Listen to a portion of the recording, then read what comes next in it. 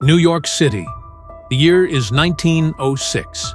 A wealthy banker and his family retreat to their summer home, expecting nothing but relaxation.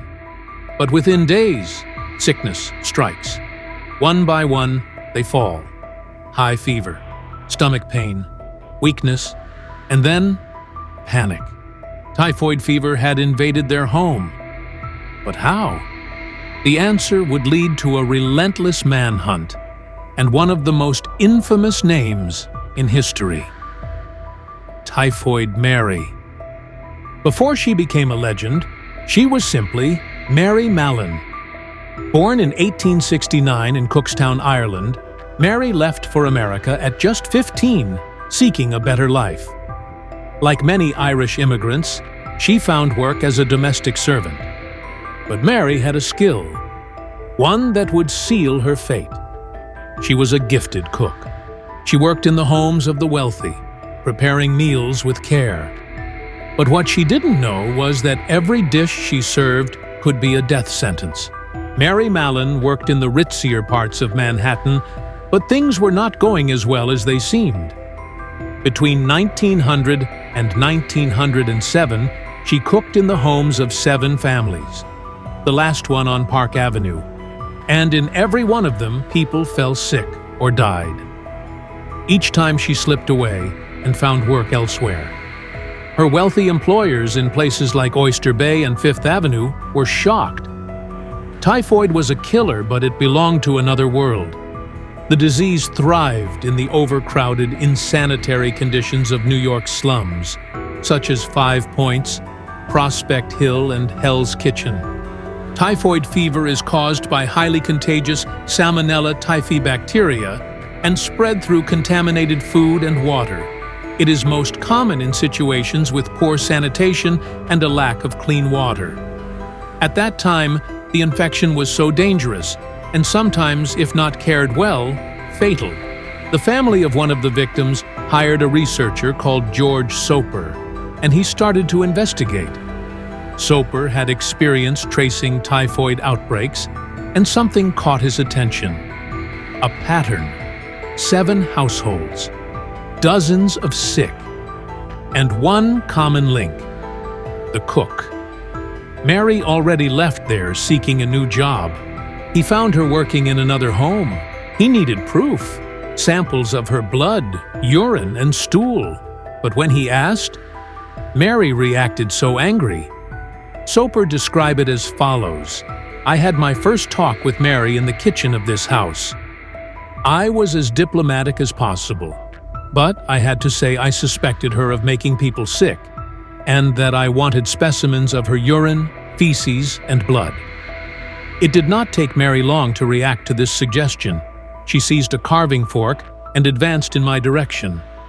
I passed rapidly down the long, narrow hall, through the tall iron gate, and so to the sidewalk. I felt rather lucky to escape.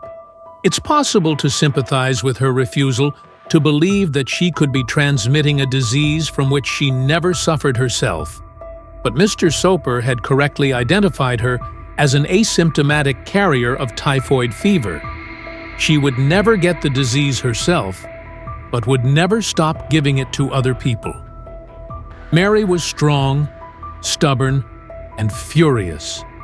She refused to believe she was the cause of the outbreaks. But Soper was relentless. He gathered his evidence and took it to the health department. The verdict? Mary Mallon was a walking biohazard, and she had to be stopped. March 1907. Dr. Josephine Baker, 5 police officers, and an ambulance arrived at Mary's door. But she wasn't going down without a fight. She ran through alleyways, over fences. They searched for hours. Finally, they found her, hiding in a closet, a shred of her dress caught in the door. They dragged her, kicking and screaming, to the hospital. And when they tested her, the results were clear. Typhoid bacteria lived in her body, and she was spreading it everywhere. North Brother Island is an uninhabited bird sanctuary these days. It sits in the East River near the Bronx.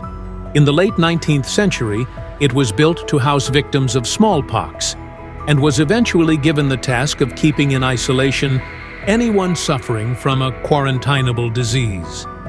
The treatment may seem brutal by modern standards, but before the invention of antibiotics, there was no other way of containing such diseases. The Greater New York Charter gave state health authorities the power to order the sick into isolation. Mary Mallon was held, essentially, in solitary confinement. She planned legal action and told her lawyer that it was unjust to treat her as an outcast when she had done nothing wrong. She was locked away. No trial, no crime committed. Just a healthy woman imprisoned indefinitely. She pleaded for her freedom, but the health department held firm. "It seems incredible," she said, "that in a Christian community, a defenseless woman can be treated in this manner." Her case had been taken up by newspaper magnate William Randolph Hearst, who was once said to have demanded that every story in his papers should cause the reader to rise from his seat with a cry of, "Good God!" Hearst was a publisher of extraordinary influence, and it was in his newspaper, the New York American, that her story was first told in full on the 20th of June, 1909. Hearst's support was something of a double-edged sword. The publicity he generated gave Mary the money to hire a lawyer. Hearst may even have paid the legal bills, as he was thought to have done before in cases that provided good copy. On the other hand, his reporters appeared to have coined the nickname Typhoid Mary, which stuck for the rest of her life. Then, after 2 years, a compromise. She could leave, but only if she swore never to cook again. Desperate, she agreed. But Mary was no laundress. She had no skills but one, cooking. And so, she changed her name and returned to the only work she knew, cooking. For 5 years, she evaded authorities until an outbreak at a hospital. 25 people sick, 2 dead. And when they checked the kitchen, there she was, Mary Mallon, caught again. This time, there was no second chance. Mary was sent back to the island. For 23 more years, she lived in isolation.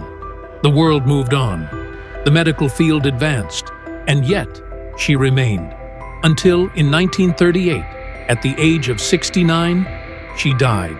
Now, I want you to imagine yourself in Mary's place.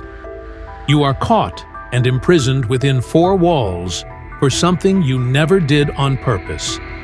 You can't go to the places you love. You can't buy the things you want. You can't meet the people you long to see. You can't have a boyfriend or girlfriend. You can't marry or have children. You can't feel the freedom of the sunrise, the wind, or the fresh air. You lived as a prisoner for almost your entire life and died alone. Can you imagine that? At the time of Mary's death, over 400 other healthy typhoid carriers were identified in New York alone. Some infected more people than Mary. Some even caused more deaths. But none were treated like her. Why? Was it fear? Bias? Or was it simply that once a name is etched into history, it can never be erased? Whose decision was it to imprison Mary for life? Were there no alternatives? Did nobody consider other solutions? Maybe they simply didn't care about the life of a woman who was seen as unimportant. Even though she never wanted to be on that lonely island, even though she hated everyone responsible for her fate, Mary Mallon sacrificed her life for the sake of others. I don't want her to call Typhoid Mary. She was Mary Mallon, who suffered and sacrificed her freedom and life for others. What do you think? Was Mary Mallon treated fairly? Let me know in the comments below. If you enjoyed this story, make sure to like, share, and subscribe for more tales from history's dark corners.